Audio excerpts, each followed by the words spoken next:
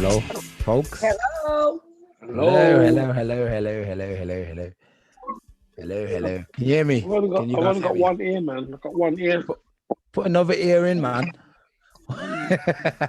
Put another ear in. Where's my head, man? Where's my head gone? Hold on. Do I need to drop this a bit? Oh Lord. Exactly, man. I'm gonna sit back. I'm gonna put this back a bit before I knock down my background. Hello? Wait, where's that guest gone?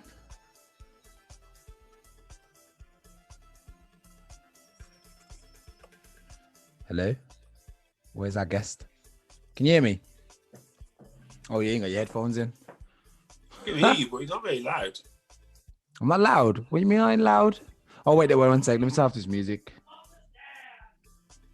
Hello, can you hear me now? Maybe that's your headphones. Turn your Yeah, that's radio better. up.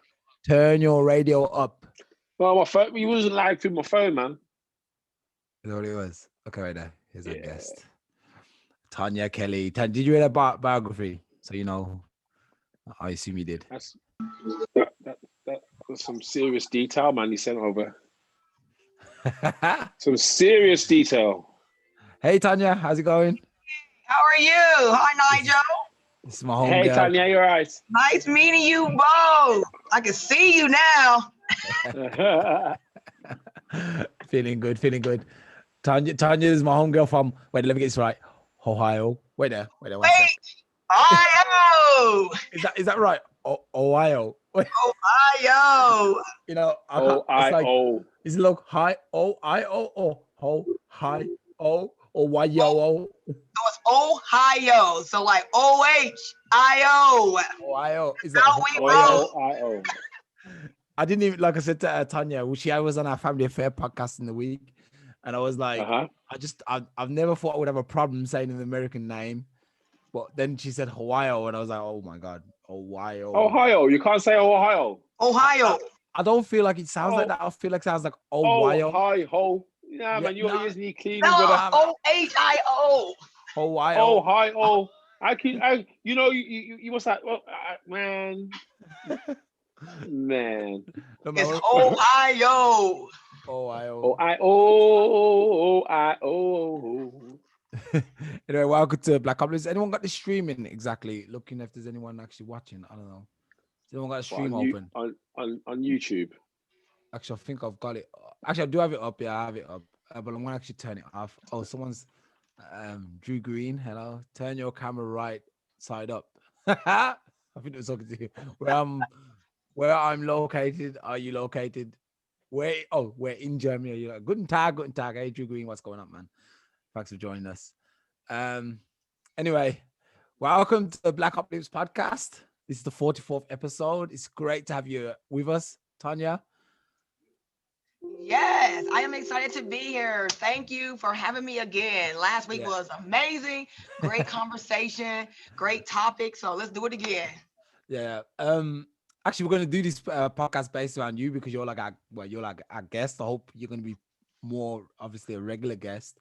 Okay. We're going to try and find out who you are, obviously, because it's always important for our listeners to know who we're talking to. So, Tanya, I understand you come out of Ohio, of course, and you're a big sports fan. The new Bucks, no, what they call the new Bucks, the Water Bucks, something Starbucks, Buffalo Bucks, Buckweed. No, what is? We call for soccer here in Columbus, Ohio, is the Columbus Crew. Our college football team is the Ohio State Buckeyes. So you probably know all about the Ohio State Buckeyes. Yeah, Buckeyes.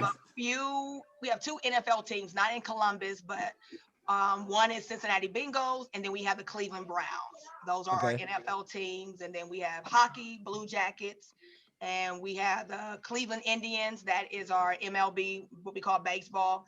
And then we have a actual, what is called Columbus.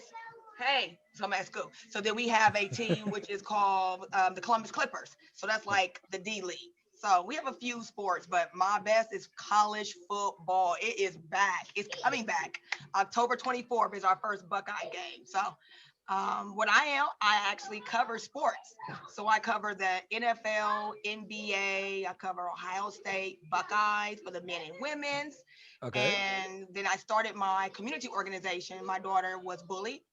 cyberbullied to where she wanted to commit suicide. So I started an Dang. Oh my organization God. called Empower Our Youth, and we are a voice for our youth against bullying.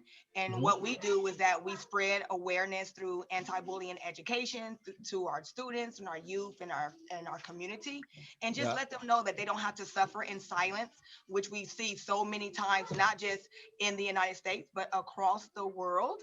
So it just allows us to put a face into it, because Mhm. that word is so taboo, especially in the African American culture. Bullying is still taboo. So these are my granddaughters, so you can see them both far Hello. away. Hi. What's up? I love your hair, man. That's what I'm talking about. So yeah, so my granddaughters are here. Wait, you gotta go for a minute. I'm not talking. I know. I know. They're Go like, back. Bye. See, this is they're a like my distraction. kids. Go to your room. Okay, we'll get someone more in a minute. So this way.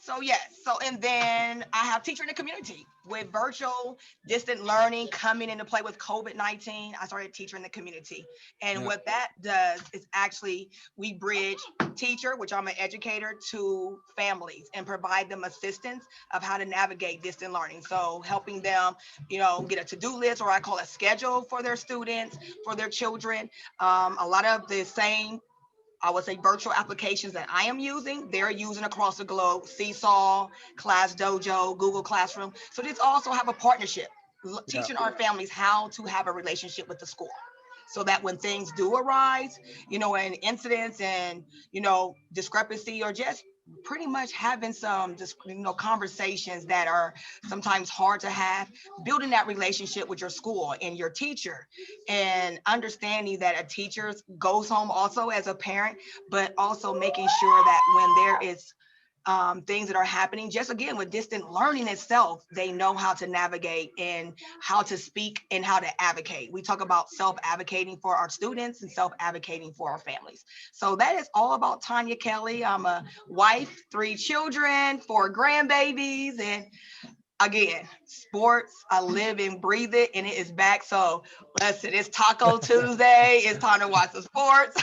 I want to know. I want to know just Watch the quick sports highlights. before we get on to the more important stuff. I want to know what the how's the difference between college football and NFL football, and we don't know because we don't, like, for For example. me, I love college football because it's the heart. When I cover sports, I am all about the passion. I want to know the huddle. So for me, the huddle is where it's at. I need to know what they were saying, because that's where you really understand if from men to boys, when you're talking about the huddle, like what it takes when they're down 50 points or 10 points, if they're like on the 10-yard line and they got a 4th and 2, that huddle is where it's at. That's where that conversation. So when they mic them up, I'm that one. I'm like right there. So when I get those times to talk after it's over, when they have the post conferences, it allows me to ask that question. Most of us as men, they ask all those stat questions like, what happened on 10 and 5? And I'm like, dude, no, I want to know, did they cuss? Who was talking? Who was the leader? Who changed the narrative? Who changed, who had that lasting conversation that changed the game? So those are kind Okay. of questions as a woman. That's why I call it sports from a woman's perspective, because it allows us to have a voice. Why do Okay. you wear, like right now with Black Lives Matter, NBA and NFL are really taking a stance. And that's where Yeah. no one really understood across the globe that, we thought it was going to be one way, and it's not. The NBA took a stance against Black Lives Matter, and that meant volumes. And just like the NFL, even though Colin Kaepernick's not back, to me, it was a stance. It's the first thing that we needed to do to bridge forward, to understand that systematic racism is here. So again, to be able to have sports and for us to be able to see these issues, come out and see them unfold live, it's great to see how athletes are really starting to stand up, and that money is not a trigger anymore. A value is more of them now, their heart. They're speaking with their heart. That Yeah. this It's could be about me. time. Yeah, about time. Yeah. We see so much over the years, and athletes were kind of silent. So to see them really, but it's the millennials, the They're crazy, 25, innit? the The new guys. 35s, the 40, the 35s, they're really taking a stance and having a say of how they stand up and why they stand up. And these owners they're having to take a second glance. And so you're seeing now, more of the athletes. You're seeing the administration. You even seeing head coaches now taking a look again of who's on their team and what's real, and not so much forget the money. The money's off the table. We'll sit out. So they're having to really understand that when they're going into these, these owners conversation and these owner tables, it's a different conversation. So I think that millennials are breaking it open. Yeah, I think with the millennials, this thing, and I want to touch on that a second. I think that's basically because, like, okay, not so much me, but I know a lot of my friends had a lot of stuff when they were growing up. So we weren't from poverty, like maybe the older generation was. So for us, it's like we had, so we don't care, we're going to talk to you about the issue. We're not scared that you're going to take our change. You know what I mean? We don't care if you're going to take our, our paycheck, because we know how to get it again. You know what I mean? So I think that's what it basically is with us. We don't care, man. We're going to take people down. It's about, like I said, it's going to be, well, great. And it's great to see that no care attitude. My mom was a sharecropper in the 60s. So to see this revolution come back again in 2020, and I'm 50, and I never thought I would see it in my lifetime, but it's great because now my children are these young millennials that have a voice. Like that's why I keep saying that Rise Up 2020. COVID-19 didn't do nothing but wipe it clean. Everybody has a voice. The African American is loud and clear, and our millennials are paving the way, and they're picking up esteem. And you got to listen. You don't have a choice but to listen, because, like you said, money doesn't matter.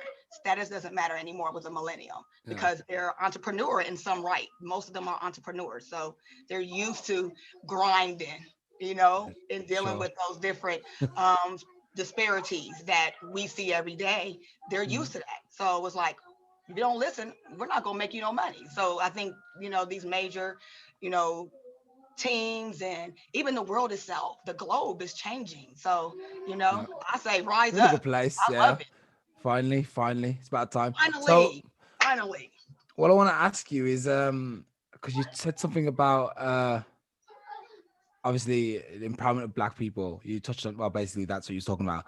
So what do you think of people like Candace Owens, who talks us down as Black people and says that we're obviously it's our fault why everything's the way it is, and because I don't know, it's kind of weird. Even we have one of our own people telling us that it's because of the way we are is why we're in this mess. I think we touched on this on Thursday as well a little bit. I think so too. I think with us, I know. Bye. Get over there. Don't go over there. I think for us, it was actually been embedded, again, starts from, even for me, I grew up where history wasn't told to us except for what you learned in the textbooks. And even our moms, those conversations, I call those fables and those folk tales that went on and they passed down generations. But I think with me becoming a teacher, it allowed me to have a open eye to something that was different, learning. And I think that's the difference between us parents back in the 50s and 60s. Even though they learned, it was, you were only given but so much. Now the revolution has changed. Now the space has changed, especially now in the last 10 years. Our children can learn anything. Our kids can live anywhere. We can live anywhere. And when I say myself, like it's like the 70s and 80 children, we're able to live anywhere in this world without having someone say no. And if it's no, I'm going to find out the answer. And my daughter is at an HBCU college. And at first I kind of was like, why you want? And she said, for the experience. Like, Mom, I've always had my counterpart experience. I want to know what my experience is. So when I look across the globe, my children are Somali children. They know their heritage. They know where they come from. They know their ethnicity. Whereas African American, like myself, we're still finding out who we are. Finding out, what makes us tick, who we are as a people versus other ethnicities. They know who they are. They can talk about those stories, and our stories is kind of jumbled up between, slavery, basically. Yeah, slavery-based conversation, and nothing else. And then nothing else. And those same historians, Dr. Martin Luther King, Rosa Parks.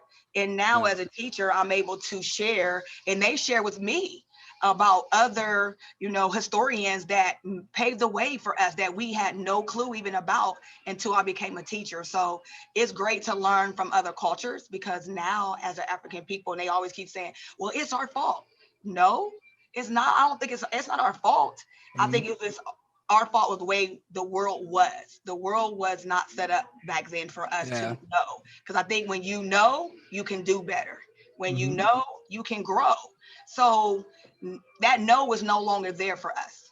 So now we learn as a people, and we still have things that are going on with Black on Black crime and all the other, initiatives that are out there. But I think also it allows us to have another space for us to talk about that.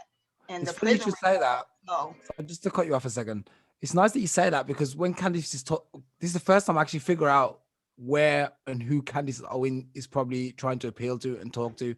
It's not us, the older people. Okay, I don't know if I'm considered an older person.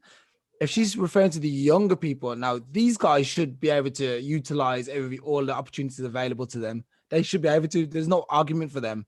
But like the older, like say your generation, like you're 50, so for you it's still a little bit harder. You grew up while stuff was still going a bit crazy. My mom and older people, they were still like really in the middle of racism.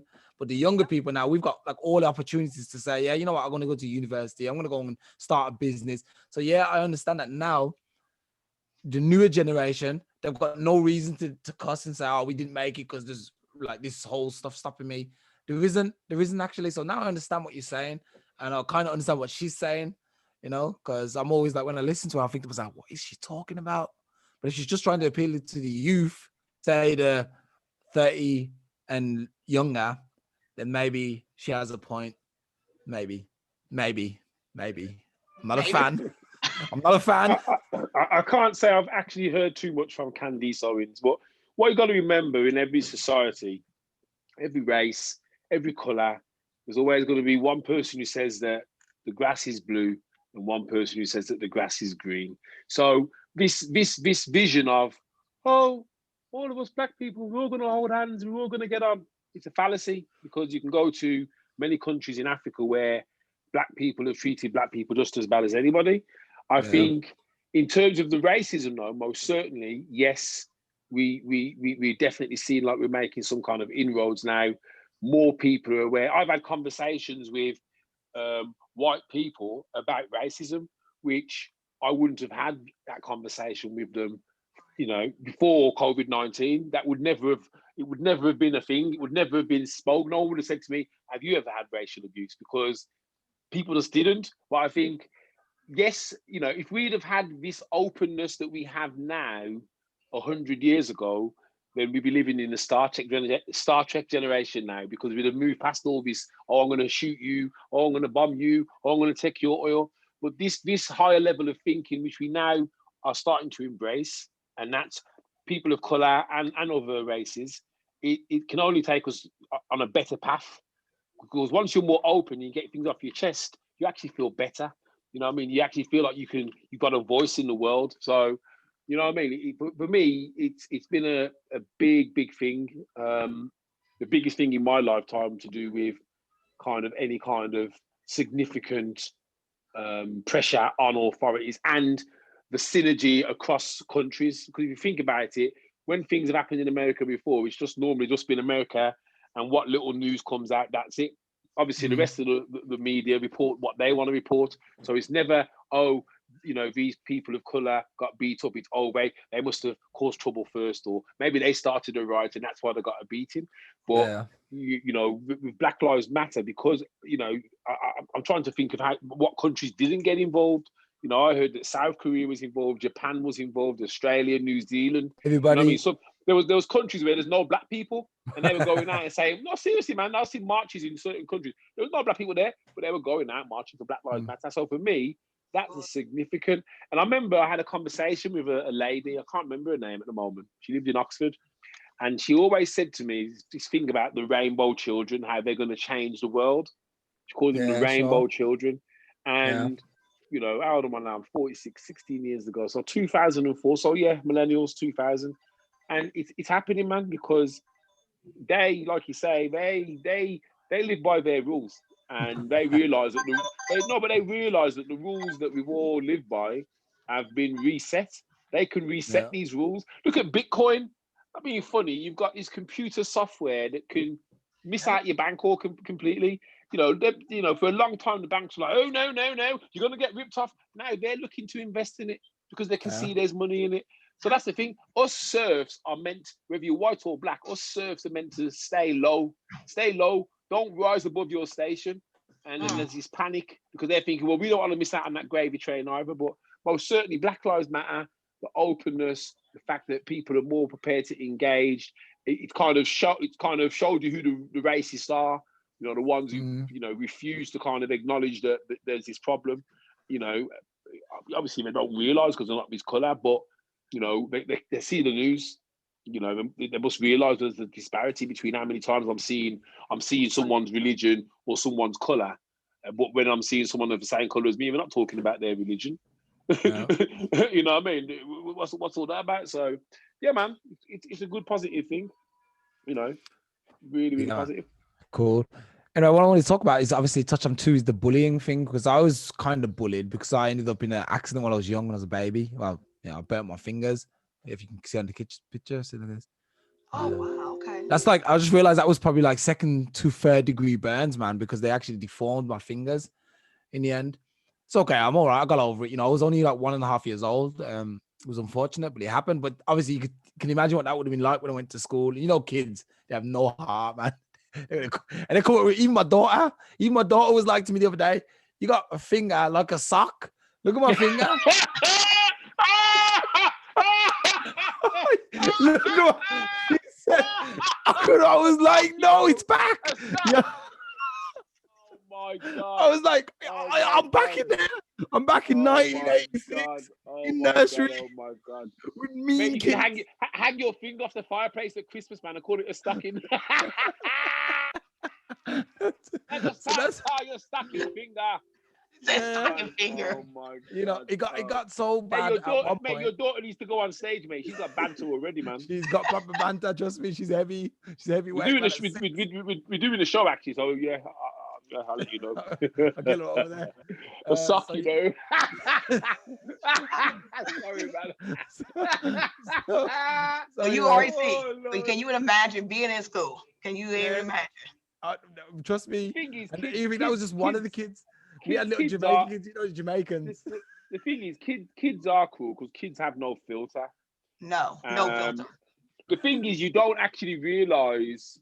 I mean, obviously, growing up in the 70s, there's a lot of racism and blackie and all that malarkey. And to be fair, it never really used to bother me. But I mean, bullying is different now. Bullies can follow you home. Bullies can have a go at you while you're in your bed. To bed to sleep. Because you look at your phone and they've sent you some pig's head or something and said that you're going to get beat up. You know, back in the day, as soon as you went in your house, you were safe. Or if you had a big brother or a couple of cousins. Right.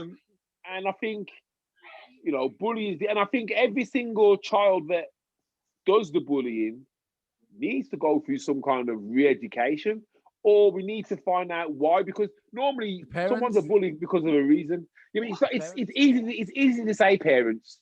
You don't know whether there's other siblings. Right. You don't know whether they're feeling left out. You don't know whether they're being bullied by their parents. You don't know whether their parents have set no boundaries, so they just do whatever they like. So when they go to school, they think they can do whatever they like. So you can't just say parents, because that's a catch-all. Keep telling you about catch-alls. You know, there is lots of factors which influence how a person is, and you know, you can't just put someone in a box and say it's because of that reason. I work with a lot of therapists and counsellors, and you know, they never see someone on one session and solve that problem, because the problem is always that deep rooted.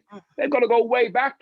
You've got people who are acting out what they've lived when they were 10, 11 years old, when they're in their 30s and 40s. You know what I mean? So but bullying. And you said something profound, like Nigel, when it talks about the catch-all as well as bullying, it follows you home.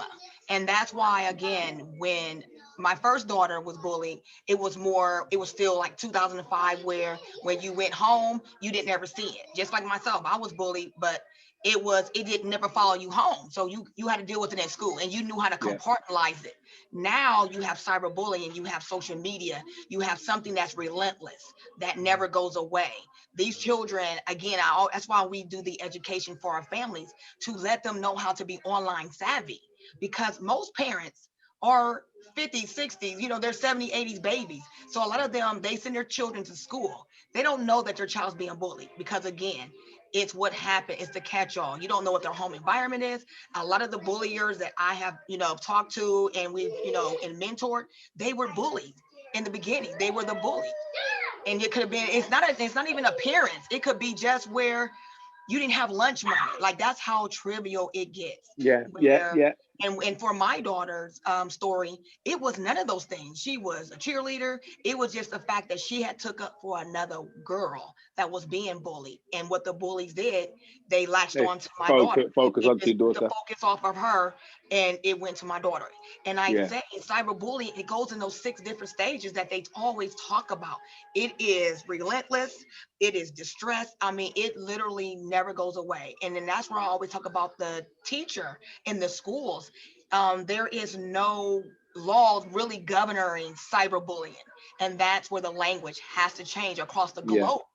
Yeah. It's not just in the US, it's across the globe. We have to change that cyberbullying is a crime. Because if you was to hack into someone's business, you're going to jail.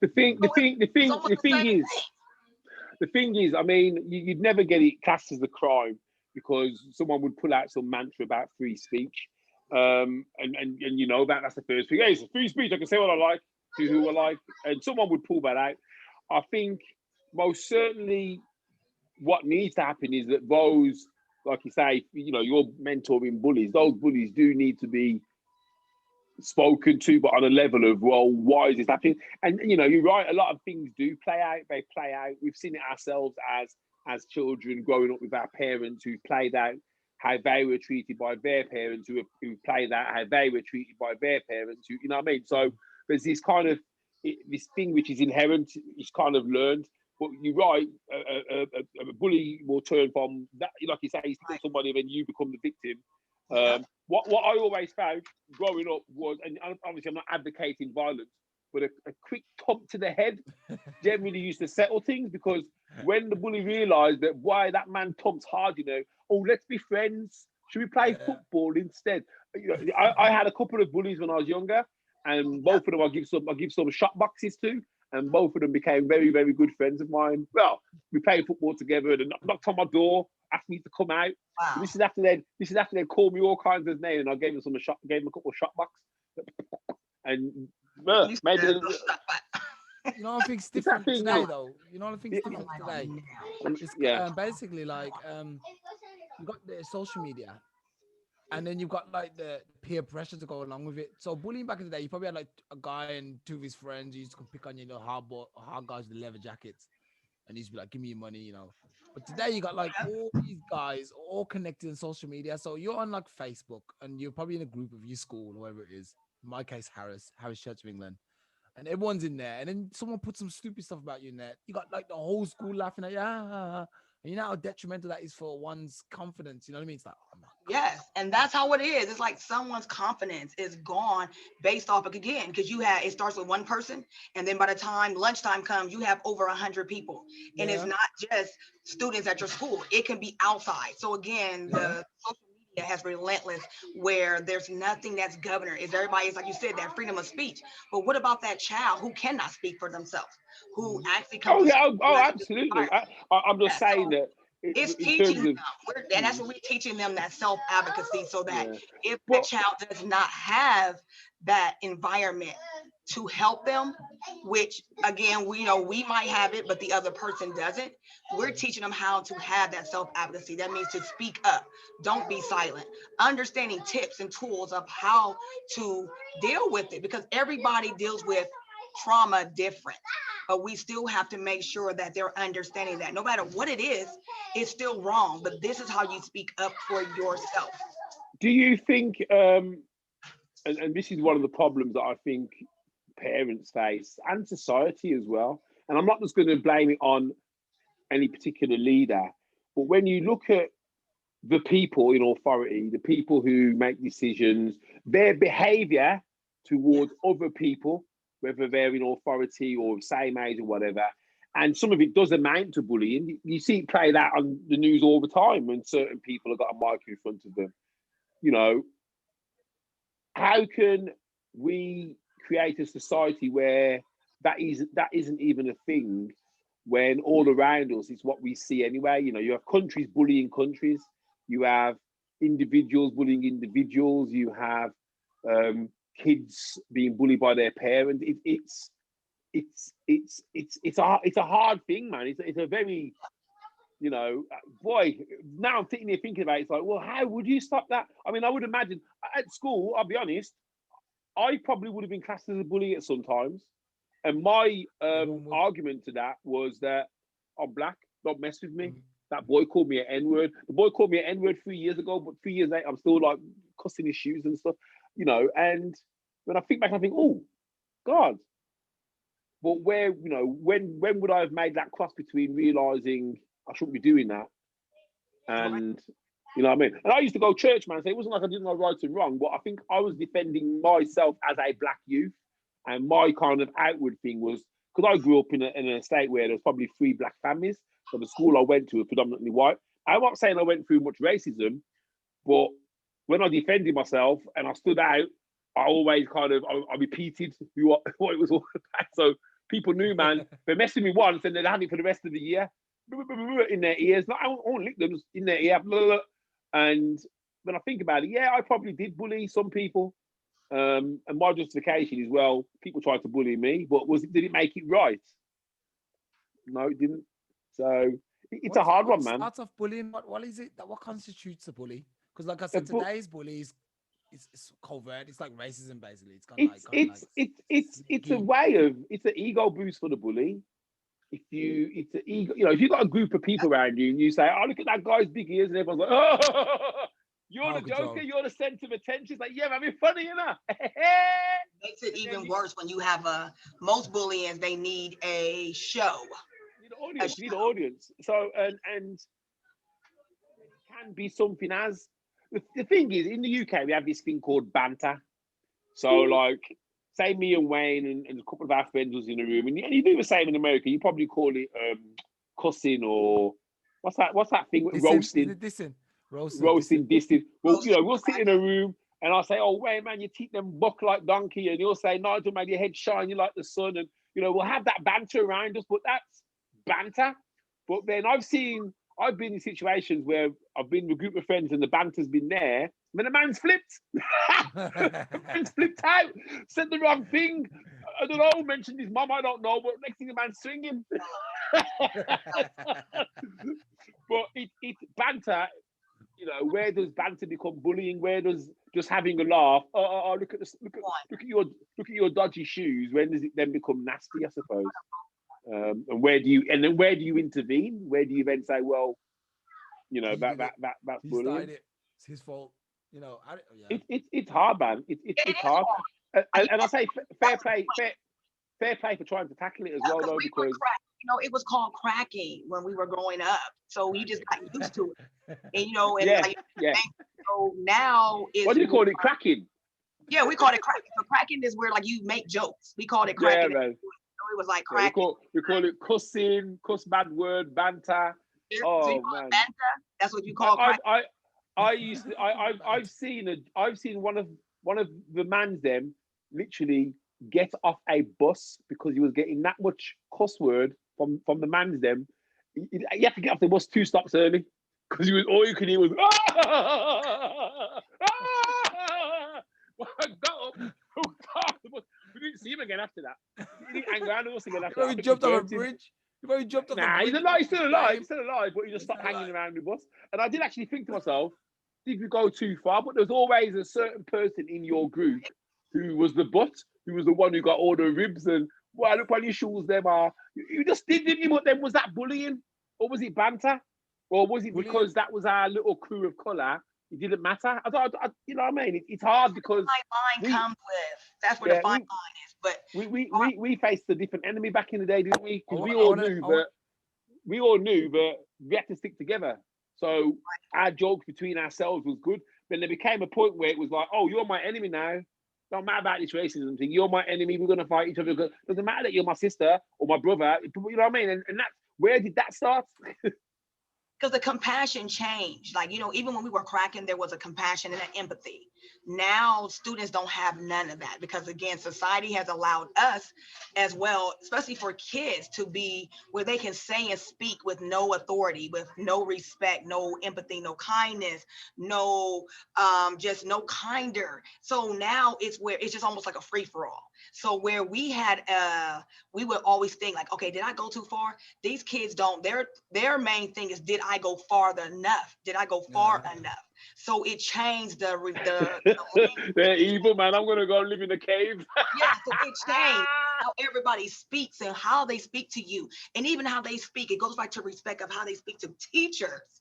You know, there was certain ways that we wouldn't. There was some teachers we would joke with, like, oh, okay, and there was other teachers that was by the book. Now kids speak in any manner. So what we do is, again, is build that relationship, build that self-rapport. How do you speak so that you can understand, like, is this cracking or is this just, you know, talent? Aren't we just talking about manners here? Because Yeah, at the end of the day, I'm not being funny. Please and thank you and patience. These are things that, so somewhere along the line then, some of these parents of these kids haven't said to them, look, man, you know, one of the things I remember saying to my son once, it's probably the wrong thing to say, actually. I said to him, it doesn't matter what exams you get. I think what's going to take you the furthest in life is how you treat other people and what manners and respect you show them. And to be fair, his exam results weren't great, but he's always been, apart from a few scrapes, and he's always been a good kid. He's always maintained his manners. He'll always walk into a room and say hello, you know, greetings, good. You know what I mean? He's always done that, and I've got to hold him in high esteem for that, because I've been out and I've seen some of these kids you're talking about, and I hear them talking to their parents, and I'm like, hold on a minute, hold on a second. Did you give birth to her, or did she give birth to you? Because they're talking to them like say they're not even their friend, and you just think, well, if they ain't got them boundaries there, that means they got them no boundaries anywhere. If they've got no boundaries there, then they've got no boundaries anywhere. And I think society is throwing quite a few of those out. And I don't just blame parents, though. Don't get it twisted. This is what the kids. No. Show me your government, man. What is the common denominator for all children across the United States and the UK? Give me two common denominators. Media. Right, media. Give me another one. And music. Boom. So they spend 80%. Well, okay, let's say 70% of their waking time either watching or listening. Yes. Not interacting, not talking, not hearing someone say, "Oh, please, thank you," blah blah blah. So to a degree, we're creating this society of people who, well, I don't know, man. Say what I want, be what I want. I don't want to be 80 walking down my road around my estate. I'd rather be somewhere nice and secure, because they'll come take me, man, kick away my stick and say, "Why, old man? We had to work around here." There's society of bad boys, basically, isn't it? When their idols are rappers and stuff like this. Well, this is what I'm saying. It seems cool. And it's society has allowed, and we've allowed as parents. We haven't said, "Oh, no MTV," or "You can't listen to that," because we know from peer pressure they will get bullied. Have you heard the latest so and so? No. What my mom says, you can't hear that music. Oh, you must be some kind of crazy kid. So even you can't even say you can't do. If you said, "Oh, you're not having a PlayStation ever," they'd be the butt of the school for the rest of their lives. So you have to conform for them so that you can almost fingers crossed think, yeah, at least they can't pick on them for that.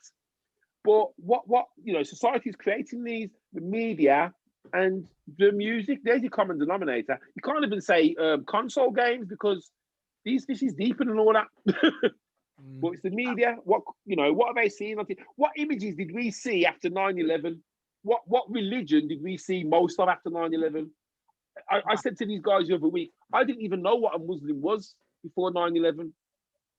I mean, after 9/11, I knew what a Muslim was, but they didn't say Egyptian or Libyan or Muslim. So there you go, catch all. And that's what my kiddos hear when they depict 9/11. It's not in a great format, because when 9/11 happened, and most of them were either coming over to the United States as refugees, or their parents were here and then they came later, that stigma is still. And then Muslim is not just, I would say, a brown face. It became a black face. So again, slowly but surely.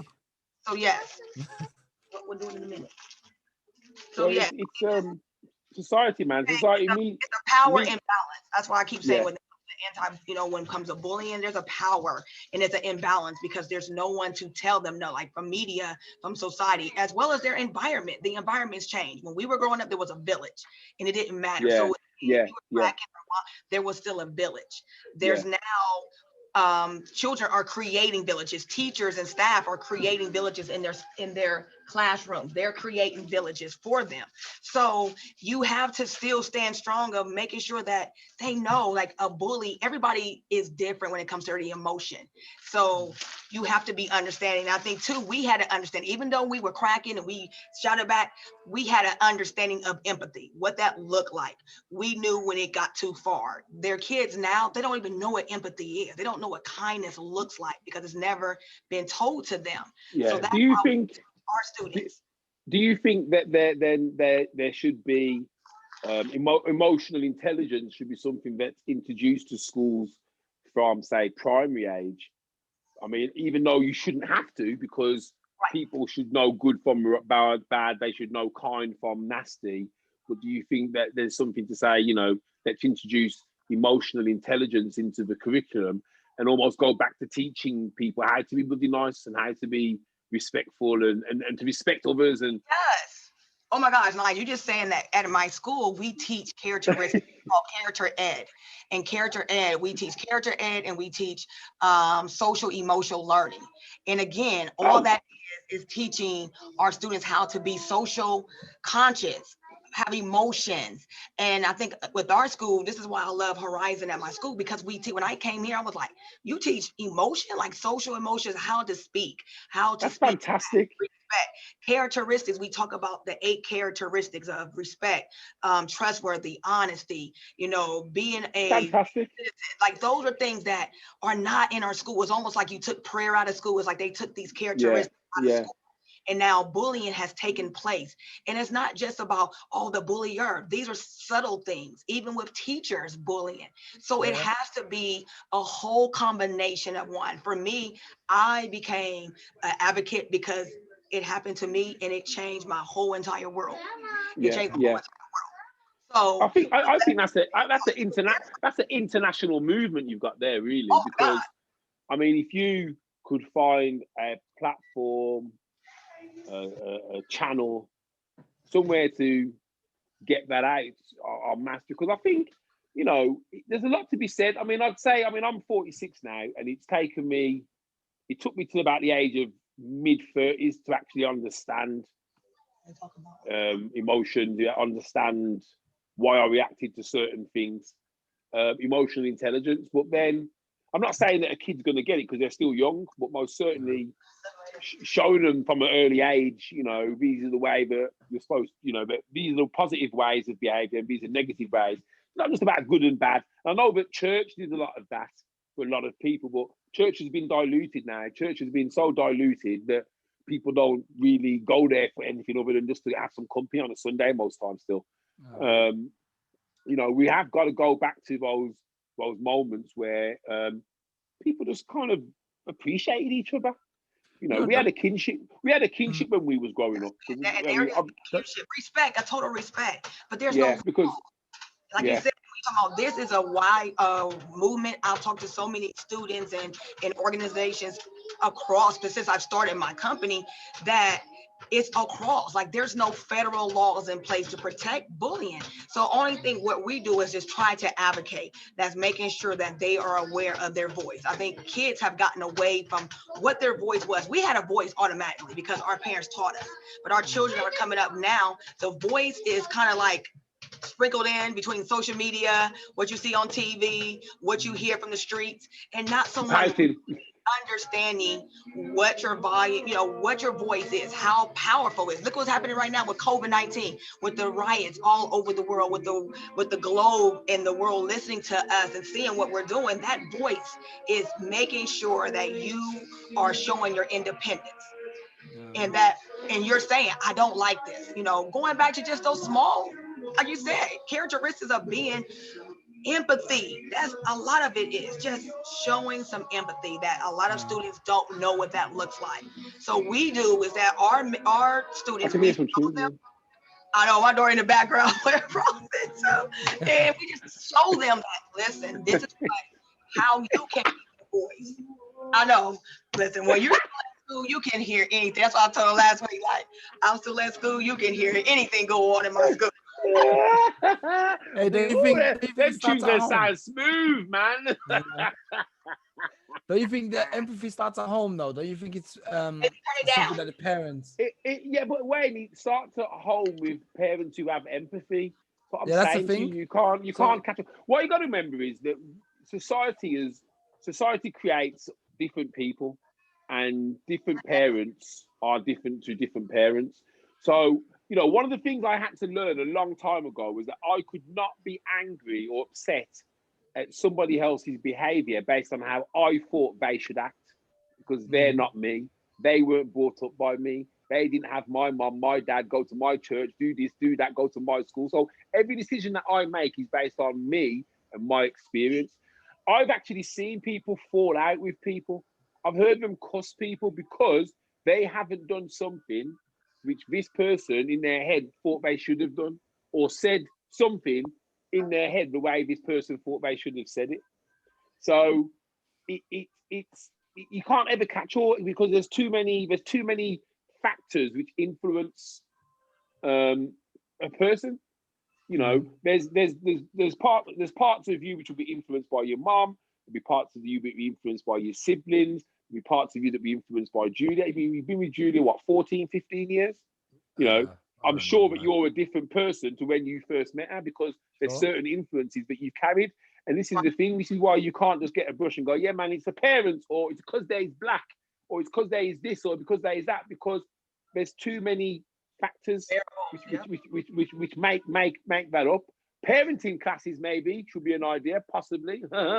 But the thing is, saying that, but when you look at someone like Japan, for example, they have the utmost respect for anybody. Like I said, when I was in Japan, and they like basically were bowing to me until I left, and I was like, "Why are you bowing to me for, man? You didn't get the message." Ingrained within the culture, well. Yeah, so that's what I mean. So that's what we need to do too. We need to follow and take some pointers from Japan. Thousands and thousands and thousands of years of culture. You know, if you think about it, what culture has Britain got right now? It's a matote of chaos. What culture has America got right now? It's also a matote of chaos. You know what I mean? In Japan, right, their kids. So my friend moved back to Japan with his wife, and the reason his wife has moved back is because in the Japanese culture, the eldest child looks after the parents when they become elderly. Yeah. I know for a fact there's people in this country, when the elderly person becomes ill, they run the other direction. You know, just tell me when they're dead, man, I can read the will. So that's Europe. It's culture, mate. We've got what it is with the Western society, and I'd say UK and I'd say US. I wouldn't even class Europe as that, because I think the Europeans are slightly different to the UK. We've become very selfish. We've become very, where's mine? When am I going to get mine? I want mine. Don't get me wrong, COVID has amplified that as well. But I just think that to expect, you know, you can't blame parents for all the ills of their child, because the parents themselves may have been brought up that way themselves. If they've been brought up by people who haven't got empathy, how are they gonna? They're gonna just discover empathy themselves. They've got to find that from somewhere else. If they don't find it at home, they then carry that into their next relationship. Oh, empathy, just get on with it. You know, it just follows through, man. And until you can kind of, you know, it's like, for example, now you have broken the pattern for dad. If you think about it, look at dad, X amount of kids, no marriage, woman here, woman there. You've got your kids, you're with your woman. You've broken the pattern, man. You've broken that mold. But based on dad and the way that dad was brought up, and probably the way that his dad was brought up, the pattern should have been, yeah, X amount of kids here, there, everywhere, and running around like a headless chicken. But you decided, nah, man, that ain't for me. That ain't the life I want.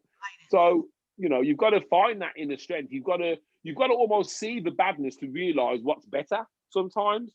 But you can't just blame a parent for the ills of a child, especially when society's bringing up a child now more so than a parent. Yeah, it's society that's bringing up a child.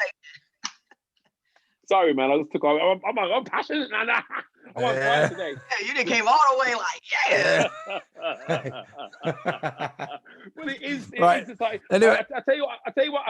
On my last note, I tell you why I say that. You listen to a boy play on his Xbox or PlayStation and count how many profanities come out of his mouth when you're not in that room. Yeah. And you tell me this is. Right. You tell me that boy's not going to go to school and say them same words. Please, Yeah. come on, man. Society is raising the children. That's why the children are losing the way slightly. But society wants mom and dad to work 45, 60 hours a week and have 17 jobs. So, hey, what can we do? All right. Good. Yeah, well, I want to move on now because we've spoken enough about bullying and stuff. Tanya, okay, you was unfortunately bestowed with the big C, which I hate more than anything. I do feel like that's would you consider that as disease? I don't know. I think that's something that's really weighing down on the planet. I'm aware that there is a lot of alternative methods to healing this stuff, especially in the Caribbean and Cuba and places like this in Africa. You can find alternative methods of healing. But I would like to know your journey on this because obviously you beat it. Congratulations. Awesome. How was it for you going through that stuff? Because like I've never really spoken in depth to anybody who's actually been through that. Fortunately, hadn't cut the head. I think with the family members that I know, I would say my friends who have had family members who have passed away from COVID, a lot of it has been more of. Oh, I wasn't talking about COVID. I was talking about the other big C. Oh, cancer. Yeah. Woo, how where we get? For me, that journey has been almost 10 years journey and having cancer. And for me, it's from the inside out. Yeah. Now that I am again 5 years free of cancer, I really realized that cancer is all about the emotion. Okay. Like when you go to the doctors and they first diagnose you, like those first 90 days, it really makes or breaks you. And especially for African Americans, because again, the trials in the US, are not so much for us, I should say, because I know for me, the stigmatism behind cancer is that if you're not ported up or, at 3rd or 4th stage cancer, then you don't have cancer. Anytime you get cancer, I don't care if you're first stage, you just diagnosed, it's still cancer. And I think that's where some of the stigmatism lies, is that people still think, oh my God, if you're not bedridden with cancer, that it didn't happen to you. It did happen. And it's an emotion. And I think when I went through it with my thyroid and I wasn't talking, it made me really realize of how I had to come out of that depression and that anxiety to really surround yourself around people who keep you motivated. Yeah. And that's where sometimes when it's hard to do, because cancer takes away your appearance.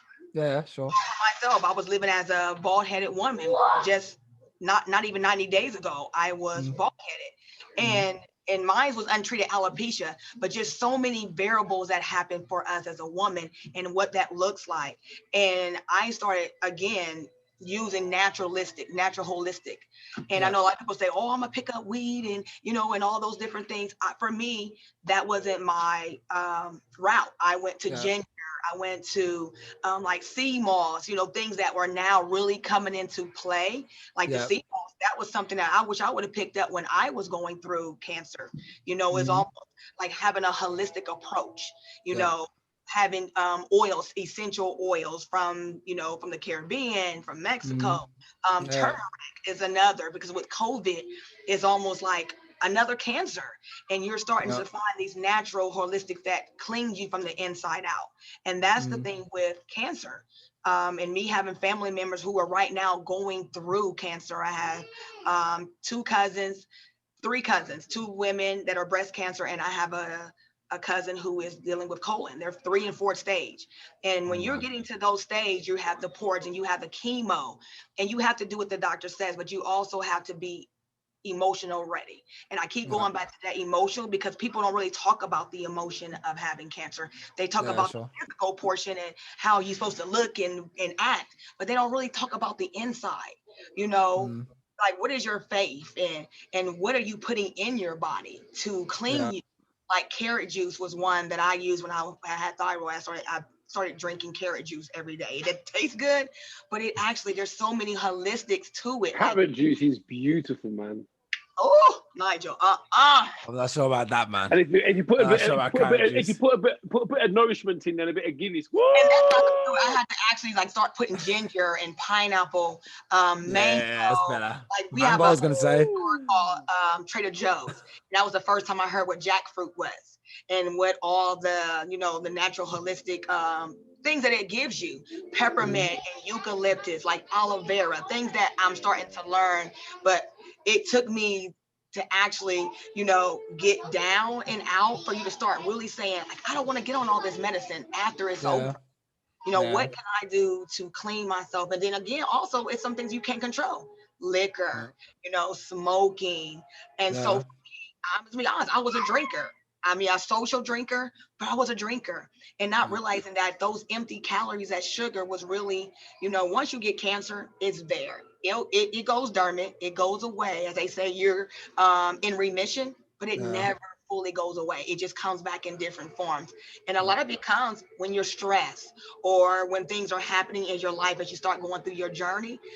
Cancer reforms in other places. Like I had cervical cancer, then it came thyroid, because I was smoking black and mild. So some of the things you can control also with cancer, especially for us. I keep talking about African Americans. That's my experience, you know, versus our counterpartners. They have more of a higher rate of success than us. Because by the time we find out, especially for a man with colon cancer, for lung cancer, they're already third and fourth stages. Already dead, man. Yeah, or they're like third and fourth. We don't get that early detection. So I'm always telling us, before when you're getting 40, go get that colon test. I know men be like, I ain't getting no colon test. If we don't feed my butt. That is the difference of having that advocacy or having that, you know, that will to go change before you even it happens, just to know. And you know, for me, I was like, I'm not having no test. And then when it happened, it was like, what? I got it again. And even the polyps that come, just different forms of cancer. It doesn't just mean cancer. It could come in polyps. It can come in cysts. So just learning also what cancer is, what it looks like, so that you can share. And my family always asks me, like, why do you share everything now? Because I wish I shared it, you know, I wish somebody would have shared it when I was 20s and 30s. And that's another thing, like stigmatism. Our counterpartners, our ethnicity, they share everything. We were taught not to share. We were taught, you keep that in the house. You keep it in the house. Shame on the family. And so that's another big problem. I'm able to understand what, like this alopecia. If you go back in my Facebook pages and you will see me 90 days ago in June, I was a complete bald-headed woman. Went for eczema, and it was untreated alopecia. All these years, for 5 years, I've been living as a bald-headed woman because of the pain, the nerve pain that I was enduring. Come to find out, it was alopecia. What? So just think if I would have never went to the doctors. And so once I found that out, I shared. And there was so many women who were like in my inbox, like, oh my God, this is what I was having. And I'm like, I thought this was your real hair, but you're wearing wigs and, you know, and other forms of, you know, hair remedies. And you were going through the same thing I was going through. So I think now, 2020, the voice is sharing, understanding that you have a obligation. That's how I feel, to share, because someone else don't have the strength that you have. And cancer for me became a warrior. It allowed me to be a strength, because there's so many of us that are going through things and they're like, there's no support. I can be that support. And social media has allowed me to embrace and talk to others that I never would have had a chance to talk to face, because my mom said, or, you know, that old time saying, you better not tell my business, or I'm gonna whip you. And now all that is struck out, you know, like generational curses. Those are just having a conversation like we're having now about topics that really no one talked about except for in your family. So they became folk tales and fables. Now we're like dispelling all these fables, and we're talking about this journey that we're all on, and we're sharing things that we probably never shared before, because now we're understanding that when we share, I learned different remedies that you've been using, like how to treat alopecia, and now I have hair. Like, who would have known have hair just from? When you share, you grow. Yeah, Share, that's what I tell my you- kiddos. That's my motto this year in my classroom. Show me what you know so you can grow. Boom. Ah. I like that. I like that. That's my motto for this year for my class is show me what you know. So that's what I do. I show and I share. That's how I met you watching your media podcast, because like I wanted to know how I fit in teaching global 21st century because they're from Somali. How do I teach this? I started searching all these different media and podcasts, and there yours was. That was interesting because this is what they listen to. This is what their parents taught. So just be able to share and talk to them like, oh, Miss Kelly, you look at the UK, you took this flight from Germany, my mom, and it just opens up a whole different dialogue because now I have something that's common that they want to talk about.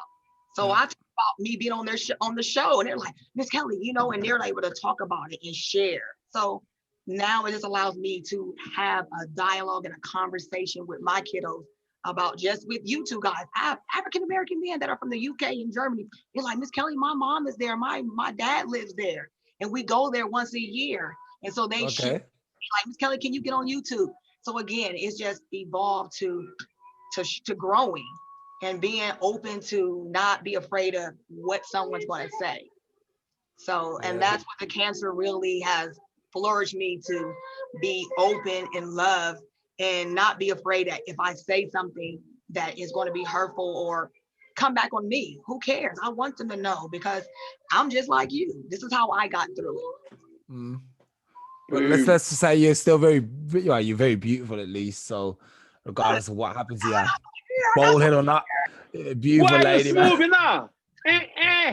I get it from my pops, innit? I feel it from my pops, man. Be careful, you know, because my dad used to get women pregnant just by looking at them. So my Oh yeah, having hair, like you already know, as a woman having hair, it changes you. It's like, and my hair I didn't have any hair before it was a fad. You know, everybody now is cutting their hair off. My hair wasn't a fad. It was real life, and having to learn how to deal with a Black woman, educated and bald-headed. Wow. Yeah. Again, society says that you needed to look a certain way. And I think the strength that you found from the cancer to look past all of that and say, you know something, this is about me and my survival and how I move through this journey. That for me is a turning point, because that's what a lot of people need to. The sooner people realize that it's not about what the rest of the world think about them, but it's about them. That's when they start to walk a different path. Yeah. Because as you're younger, all you're worried about is everybody else. What are they going to say? My friend's going to say, my boyfriend, him, you know what I mean? And then you get to a point in life, and some people get there earlier than others, where it's like, manana. And that's when your life starts, because you're not holding on to no baggage of, you're not feeling guilty about what somebody might think about you, even though they're not even thinking about you at that moment in time. You're just free. And that's it, man. Freedom. And that's why I became a teacher. And I think back now, I'm working from corporate all these years, like 25 years, and then come into a whole different job setting and job environment, but a whole nother career. And it allowed me to be vocal. Teachers, as yourself and media and podcasts and what we do, it allows us to be open to talk about those subjects that you probably wouldn't talk about. Those candid subjects we say, I don't want to talk about that, but that's hot topic. You want to talk, you want to get somebody involved. And that's what the teacher does. The teacher allows you to have that conversation that you probably wouldn't have, like a water cooler talk that you wouldn't even have because you're scared of what somebody's going to think. Being in media and what we do, we can talk and we can ask those questions that somebody else will be like, girl, you asked that crazy question? Yep, I sure did. We go to the places where you wouldn't even venture. And there it is. I go to places that you would never even think about going, because you can do that. And the question might get a no, or it might be like, why did you ask that? And you're like, because. And sometimes you get taken back and people like, why did you ask that? Because I want to know.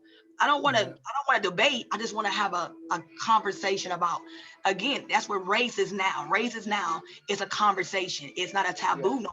It's a conversation that people are really having to be uncomfortable, even as ourselves. When we look at racism to each other and even our white people, we have to have that conversation of just, of those things that like, am I racist? You know, conversations you would never have. And that's what I think is what COVID, cancer, and the riots, it really allowed us to be open and be transparent across the board, even how we deal with our government, transparent. So cancer, that's what cancer allowed me to do, to become a teacher, to show and grow and live. Like I live fiercely every day. That's one of I live fierce every day, fiercely, so that when I pass away, all I can say is that, you know what? Cancer gave me a new lease on life. And that's what people think cancer is, it's dry down, and it will, if you allow it, because your doctors will give you you got 6 months to live. Yeah, the classic, yeah. That classic 6 months to live, or there's nothing else we can do. Oh, I'm gonna show you, but I can tell you. I can show you. And that's where I live. And I tell other people, you gotta live a different way when you're cancer, when you have it. Once you get it, you gotta live a whole different way. Yeah. And that's what it has allowed me at 50 to live a life that I always dreamed about, and now it's here. Never thought that cancer would bring it in. I see my cousins and I tell them, only God can tell you when you're gonna go. But while you're there, let's ride this journey. Let's ride it. Talk, do what you want, travel, you know, do the unthinkable, because what do you say? The impossible into the possible. And that's what cancer does, especially when you have a chance to get over it and understand what it does for your life, but also how to heal. Because cancer makes you, it changes your whole perspective. I can talk about that, because it's when somebody tell you got 6 months to live, you're like, what? Yeah, you're like, damn. Yeah, you're like, dang. That's it, man. No, and then you find that way. What do I need to do? What do I need to do? And sometimes it's not the doctor's call. It's something that you got to do, something you got to find in yourself. You know, that's where you got to live a different lifestyle, and you just share, because I always say, that's my one person. As long as I teach one person, or I touch one person, then I've done my job on this earth, to share what I know and what I've been through. So. Yo. Okay, thank you, Tonya Kelly. Oh, welcome. We made it. We've done the marathon. We've done our 1 hour. It was nice meeting you. Listen, I love the vibe and the conversation. Keep doing what you're doing. You're coming back on. You know you're going to come back on. You already know. Listen, I'm about to be a part of this show. That's guaranteed, man. That's guaranteed, man. Yeah. You're more than welcome. Like I said, man, I would love to have you part of the community, you know. That's what I'm trying to build here. I want to hear more about you. Next time, I'm going to be quiet, and I want to hear about you. That's a good idea. You know, that's a good idea. You and Nigel. So next Tuesday, I want to hear more about you, so I can share. You interview us. Yeah. Like me and out here doing it. Listen, what we doing. We love you too, man. Fantastic. Anyway, you want to tell us, you got anything to promote before we shut down? Yes. Again, you can find me all over social media at Empower Our Youth. My personal is Tonya Kelly, MED, on Facebook, on Empower Our Youth as my community organization. Again, we are a voice against bully, and we are based in Columbus, Ohio, but we want to be able to stretch it international and come aboard and be a part of it. But you can find me on Facebook, Instagram, and Twitter under Empower Our Youth, LLC, and teacher in the community for my students, even across the board. Again, distant learning did not just affect us, it affect the globe with COVID. And if you ever need resources and services, I am from kindergarten to grade 12. If I don't know it, I got educators in our group who can help you and get you the answer that you need. And that's teacher in the community, and it's on Facebook. And again, we do just like you do. We share and we involve our families, because I'm the village. I'm bringing back that village that was here, that was once here. It's back now through us. Yeah. And again, if you are, dealing with bullying, doesn't matter where you're located at, you can call me at 614-928-0016. My director, Tracy Kane, and myself, and my husband, Robert Kelly, we will talk to you and give you some self tips and families, as well as show you how to report bullying from the paper, the process, and the plan. Those are the 3 P's we talk about. And once you know those 3, then everything else, we will have that, you build that relationship. So again, there's different facets of who I am, but I thank you for always having this opportunity to learn and grow and share. And I can't wait. So Nigel, is you and Blackopolypse, it's time for y'all to tell me, show me, share me. I can tell my boys, I can tell my babies here what it is to be an entrepreneur, to be strong, and what it is to be resilient in this 2020. 2020 COVID. Nigel, you're gonna bless us with anything? Thanks for that, Tonya. Thank you, Tonya. Boy, well, I'm coming to the end of a very crazy period, and drum roll. I should have a new course launching in 2 weeks. It's going to be online. It's going to be my crash course, which I used to do live with a room full of people. It's now going to be online, so anyone can access it. It's going to be launched at a real cheap price, which will be going up towards the end of the year. But as soon as it's ready, I'm going to, it'll probably be next week, to be fair. So next week or the week after, I'm going to be posting and advertising and letting the world know that my course is live. It's live at last. So where can we find you on social media at, Nigel? Where can we find you? Right, you can find me at Nigel Campbell. I've got a Facebook page called Love Sales Hate Selling. I've also got a Facebook group called Love Sales Hate Selling. And I've also got another Facebook page called Joined Up Media, which is for the social media management and web development side of the business. So look me up. Ooh. I just want to say, your husband's name, Robert Kelly, man. I don't know, man. Here we go. I caught that. I was like, Robert Kelly. As you said it, it kind of, something happens in your brain, but you don't kind of click it. Not that R. Kelly. Hold on, mate. Don't say that too loud, man. The Blackopolypse show. Nah, I got made some good music though. Anyway, R. Kelly made some badass tunes, man. His mind was evil, man, but his music was. You can't. There's not a dance that you'll go to and they'll put on.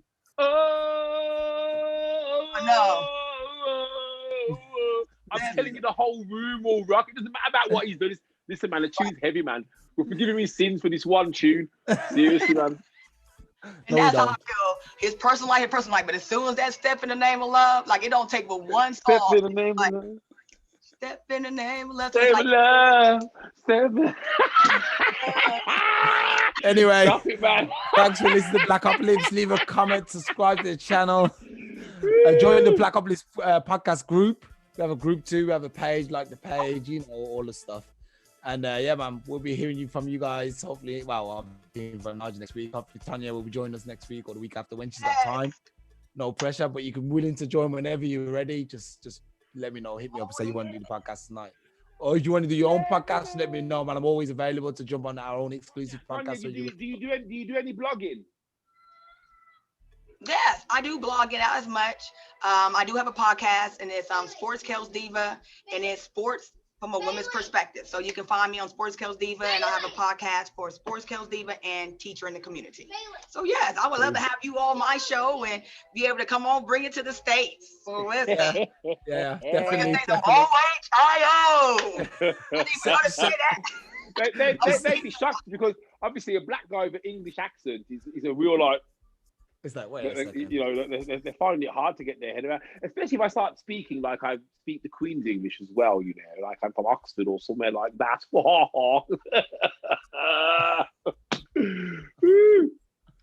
All right, guys, we'll wrap it up there, man. Good night, man. See you later.